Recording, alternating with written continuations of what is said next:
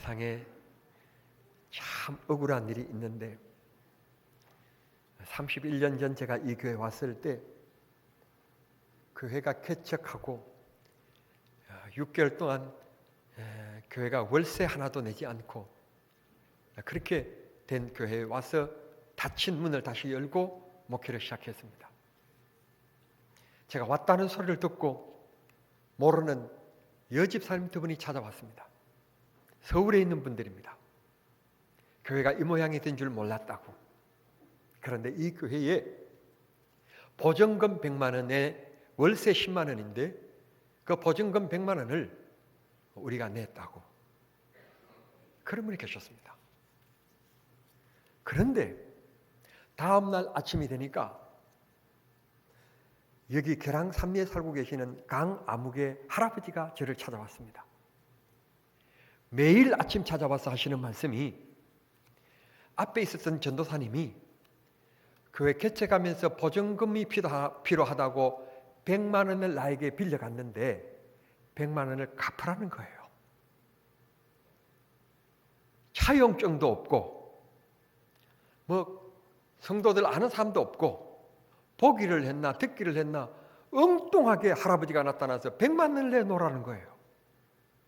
그러니 내가 줘야 되겠습니까? 안 줘야 되겠습니까? 얼마나 원통한지 내가 보기를 했나? 그러면 빌렸다 그 빌린 게 맞다고 하는 사람 아는 사람이 있나? 서울에서 온 두 집사님은 교회 보증금 100만 원을 우리가 줘서 이 교회가 개척됐다고 얘기하는데 참 이런 얘기를 설교 단어로는 적합하지 않지만 기가 막히다고 그런 겁니다. 참 원통한 일입니다. 제가 아는 이 학생 하나가 하나님께서 나에게 음악성을 조금 주신 재주가 있는 것 같으니까 좋은 찬송의 곡을 만들어서 하나님 앞에 영광 돌려야 되겠다고 열심히 공부를 해서 음대 작곡가를 가기를 원했어요. 그런데 그 아버지가 굉장히 고집이 좀 센 사람이라 딸이 그렇게 하겠다고 그러면 그래 너 원하는 대로 한번 해봐라 그래야 될 텐데 아마 내신 성적도 꽤 좋았고 수능 시험도 꽤 잘 봤나 봐요.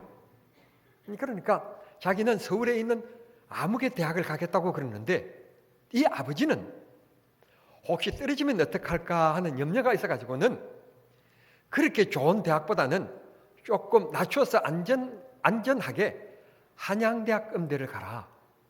그래서 할 수 없이 아빠 고집 때문에 한양대학교 음대를 가게 되었어요. 음악 입학 실기 시험에서 작곡도 했는데 작곡도 잘 한 것 같고 음악을 틀어주면서 그걸 오선지에다가 받아 적는 청감이라고 하는 건데 그런 것도 잘 했는데 문제는 그동안에 음악대 간다고 피아노 레슨을 받았는데 피아노를 치기 위해서 이제 그 구슬을 뽑는데 1번 곡이냐 2번 곡이냐 3번 곡이냐 이렇게 뽑는데 생전 레슨하면서 쳐보지도 않는 곡을 뽑게 된 거예요. 악보라도 주면 악보라도 가지고 할 텐데 악보도 없이 쳐야 되니까 할 수 없이 다른 과목은 다 잘했지만 자기가 쳐보지도 않는 곡을 치라고 그러니까 할 수 없이 그 곡을 친 것이 아니라 평소 때 자기가 연습한 곡을 치고 나왔어요. 합격이 됐게요? 안 됐게요? 똑 떨어진 거예요. 그러니 이 여자아이가 대학 진학하는데 딸에 대한 진로에 대해서 별 정보도 없는 부모님에 대한 원망도 있고 자기가 가고 싶어하는 대학이 있었는데 아빠가 고집을 부려서 그 대학에 가라고 해서 갔는데 이렇게 되었으니까 얼마나 원망이 컸겠어요. 그리고는 지난 1년 동안 아침이고 저녁이고 레슨을 하면서 열심히 피아노를 친 것이 물거품이 된 거예요. 얼마나 허망한 일인지 모릅니다.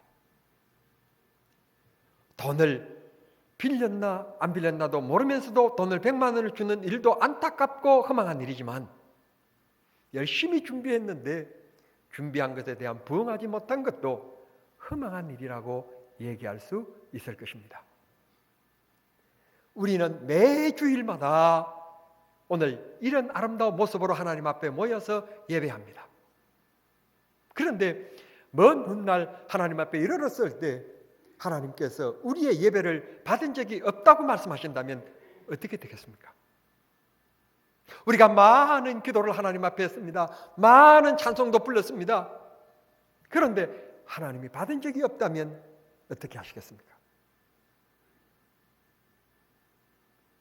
이것만큼 원통한 일은 없을 것입니다. 오늘 성경 본문에 보면 최초의 사람인 아담의 아들에 대한 얘기들이 나옵니다.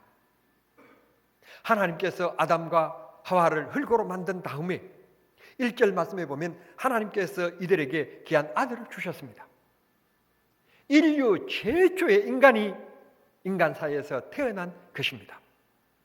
그러니 얼마나 사랑스럽고 예뻤을까요? 뛰면 건강해서 이제 뛰었구나, 이제는 많이 커서 뛰게 하구나, 그런 기쁨의 생각보다는 얘야 천천히 걸어서 가거라. 왜요? 뛰다가 넘어져 다칠까 봐, 바람 부면 날아갈까 봐 얼마나 애지중지했을까요?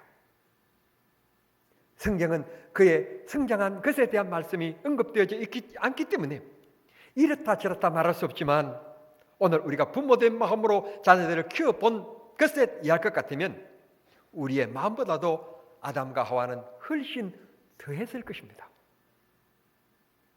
하나님의 은혜로 이들이 자라났습니다. 둘째 아벨도 태어났습니다. 이들이 건강하게 잘 자랐습니다. 오늘처럼 무슨 백신을 맞고 오늘처럼 뭐 어떻게 하고 예방주사를 맞고 그런 것도 없는데도 불구하고 너무너무 건강하게 잘 자라 주었습니다. 성인이 되어서 그들이 해야 될 직업을 선택하게 되었는데, 고맙게도 큰 아들 가인은 온 가족들이 먹고 살아가는 근본적인 이 주의 문제인 바로 농사를 짓는 일을 하게 되었습니다. 둘째 아들 아벨은 사람이 우유도 얻을 수 있고 또 사람의 이 피복인 옷을 만들어 입을 수 있는 가죽도 얻을 수 있고 또 보식을 할 수 있는 육식 고기도 얻을 수 있는 양을 키우게 되었다는 것입니다. 부모님들이 애지중지하게 그렇게 사랑스럽게 잘 키운 것처럼 고맙게도 이들이 하나님을 얼마나 사랑하고 잘 섬겼는지, 아버지가 야 이때는 이렇게 해야 되는 거야, 이럴 때는 이렇게 하는 거다 가르쳐주지 아니해도 이들이 때가 되니 결실할 때가 되어서 결실하게 된 것이 다 하나님의 은혜다. 우리가 기술로 농사를 짓고 기술로 양을 키우지만 결국 하나님이 비를 주셔서 이 곡식이 자라게 하셨고 푸른 초장이 있게 하셨고, 그래서 우리가 이렇게 잘 되었으니까 하나님 앞에 예배하자. 그래서 제물을 드리게 되었다는 것입니다. 가인은 농사를 짓는 농사꾼이기 때문에 농산물로 하나님 앞에 드렸고, 이 아벨은 목축업을 했기 때문에 양을 잡아서 드렸는데, 성경은 안타깝게도 이렇게 말씀합니다. 아벨의 제물은 하나님이 받으셨고 가인의 제물은 받지 아니하셨다. 그렇습니다. 사랑하는 성도 여러분, 앞에서 제가 말씀드린 것처럼 우리가 수많은 기도를 드립니다. 목청을 높여 목이 쉬어가며 하나님 앞에 부르짖습니다. 우리가 최선을 다하여 헌신하고 봉사합니다. 하나님 앞에 찬송을 드립니다. 우리가 얼마나 많은 횟수의 예배를 드려왔습니까? 그런데 하나님이 받으신 적이 없다니 이것만큼 원통한 일이 없을 것입니다. 2017년 예배해입니다. 예배를 통하여 우리는 하나님의 사랑과 은혜를 받기를 원할 뿐만 아니라 많은 사람들이 갈구하고 갈급해하는 축복의 주인공이 되기를 원하는 열망으로 2017년을 맞이했습니다. 물은 냇가라고 하는 길을 통해서 물이 흘러가는 것처럼 하나님의 축복은 예배라고 하는 것을 통해서 축복의 통로인 것을 우리는 믿고 있습니다. 성경 말씀 보면 제단마다 하나님께서 응답하시지 않는 곳이 없고 제단마다 불로 역사하셨고 또 저녁 소재 드릴 즈음에 하나님이 모인 그들에게 은혜를 베푸셨다고 말씀하시고 있습니다.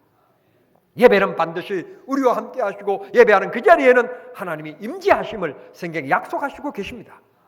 그런데 오늘 이렇게 많은 예배를 드리는데 유목사는 이 많은 설교를 했는데 하나님께서 너 설교 나는 한 번도 들은 적이 없다고 얘기한다든지 하나님께서 인정하는 설교가 없다고 말씀한다면 설교자로서 저는 주님 앞에 너무너무 창피할 뿐만 아니라 억울할 것입니다.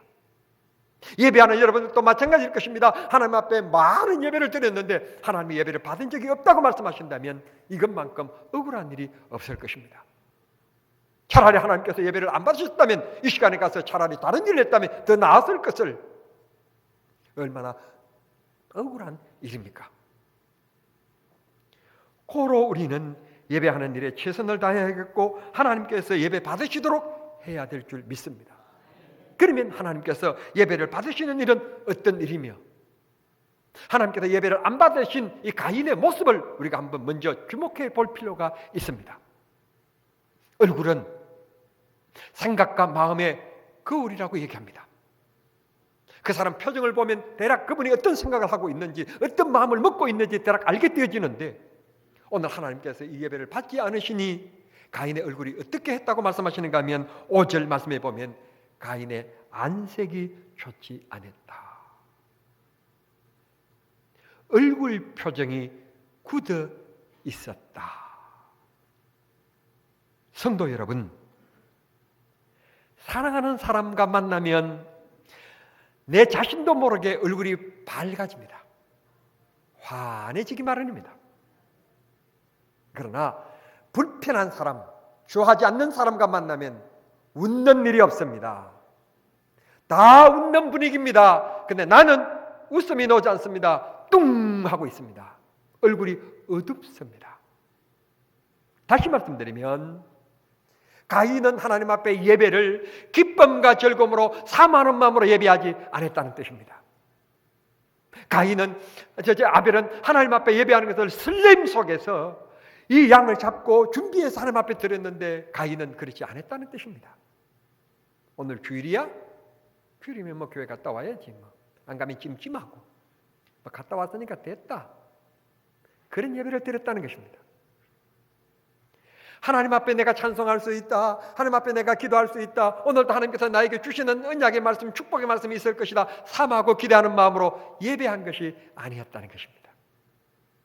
한 걸음 더 나아가서 얘기하면 얼마나 교만한가 하면 오늘 목사님이 제 말씀은 맞고 제 말씀은 틀렸고 제 말씀은 내 마음에 맞고 안 맞고 설교를 평가하고 앉았다는 뜻입니다. 살아계신 하나님의 말씀, 그걸 내가 믿음으로 받아들이려고 생각하지 않고 사랑하는 하나님의 말씀을 듣는데 그 하나님의 말씀을 전해 듣는데 기쁜 마음으로 들으려고 하지 않고 사람의 말로 들으려고 하는 생각, 하나님의 말씀을 듣는 영의 귀가 열려지는 성도님들이 되시기를 바랍니다.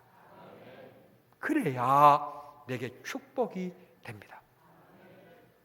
사모하는 얼굴, 기뻐하는 얼굴, 감사의 얼굴, 가인처럼 얼굴이 울긋불긋 굳어있는 마음 얼굴 되지 않기를 바랍니다.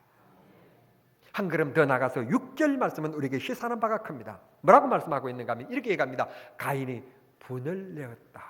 다시 말씀드리면 화를 내었다. 한국말로 얘기하면 성질을 부렸다. 그렇게 말씀하시고 있습니다. 이 말을 다른 말로 다시 얘기하면 이 아벨 마음속에 시기심이 일어난 것입니다. 시기심. 가인 생각은 이런 것 같습니다.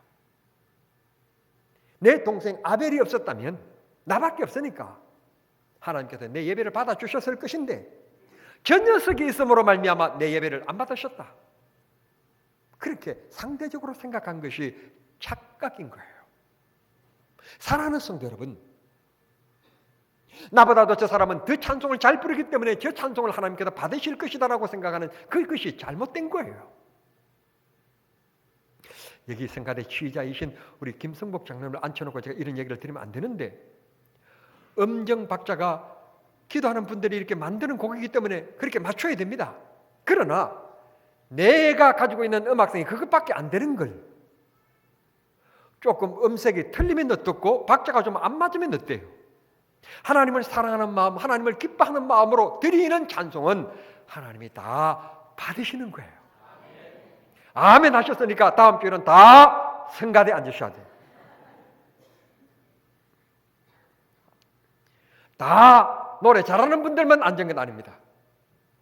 얼굴이 되기 때문에 앉은 분도 있고요. 또 뭐 얼굴은 안 되지만 그래도 앉아 줌으로써 숫자가 되니까 앉은 분도 계시고, 내가 누구라고 말하기는 어렵지만 우리 여기 앉은 분들은 아니고 그렇습니다. 사랑하는 성도 여러분, 하나님은 가인의 예배도 아벨의 예배도 다 받으시는 분이시지 둘 중에 하나 네가 낳기 때문에 넣고 그러신 하나님은 아니십니다.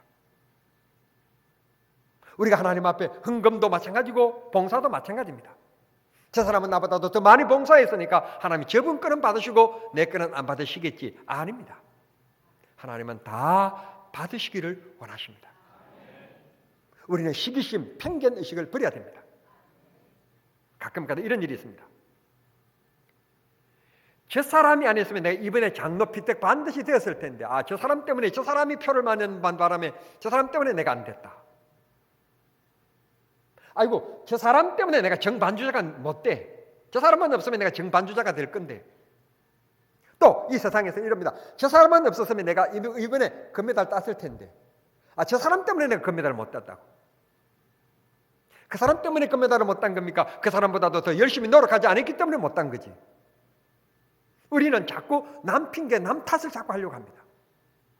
하나님은 이 사람이 이 사람보다 낫기 때문에 받으신 하나님은 아니십니다. 믿음으로 드리고 하나님을 기뻐하는 얼굴, 하나님께서 감사하는 마음 가지면 다 받으시는 하나님이십니다. 너 왜 이것밖에 안 가져왔어? 하나님이 절대로 그러신 적이 한 번도 없으십니다. 두렙돈도 소중하게 보시고 그 믿음을 보시고 칭찬하셨던 주님이십니다.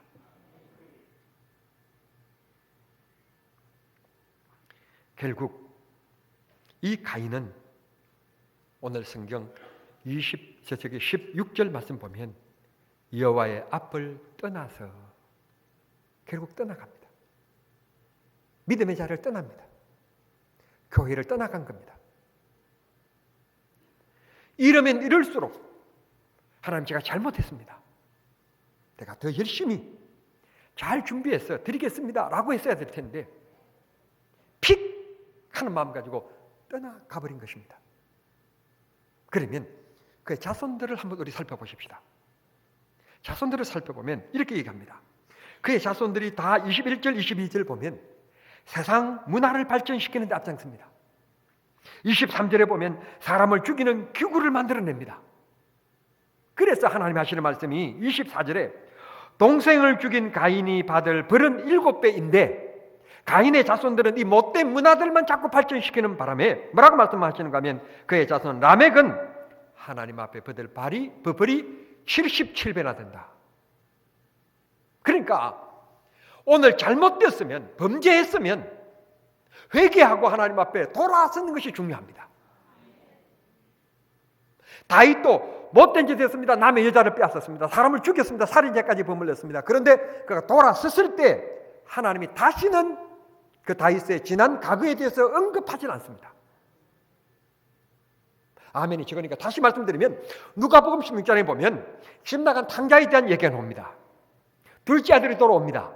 돌아왔을 때 우리 같으면 내가 아버지라면 이놈 춘배, 이놈아 네가 아버지를 떠나서 그 많은 돈 재산을 가지고 갔다가 지금 이 꼴이 무슨 꼴이냐? 어디 갔었느냐? 무슨 일 하다가 이 많은 돈을 이 짧은 시간 동안에 다 흡입해버렸느냐?